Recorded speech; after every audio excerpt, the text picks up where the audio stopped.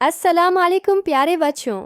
आज मैं लेकर आई हूँ एक बहुत ही मज़ेदार और दिलचस्प कहानी, मैडिक की कहानी। वीडियो को लाइक, शेयर और सब्सक्राइब करना मत भूलना ताकि मज़ीद खूबसूरत कहानियाँ आप तक पहुँचती रहें।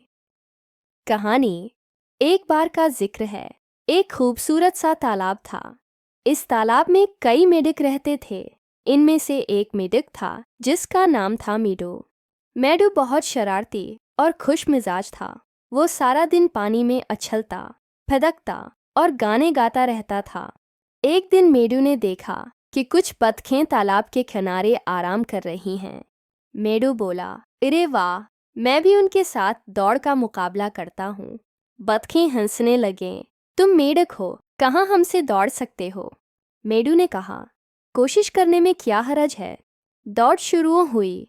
बतखें पानी पर तैरने लगीं और मेडू पानी के अंदर छलांगे लगाता हुआ उनके साथ साथ चलने लगा। सब हैरान रह गए कि मेडू ने हिम्मत नहीं हारी और आखिर तक दौड़ में शामिल रहा। आखिर में बतखें जीत गईं, मगर मेडू सबका पसंदीदा बन गया क्योंकि उसने हार कर भी हौसला नहीं छोड़ा। सब जानवरों ने तालाब के किनारे तालियां बजाएं और मेडू से कहा, असल जीत तो तुम्हारी है क्योंकि तुमने हिम्मत नहीं हारी।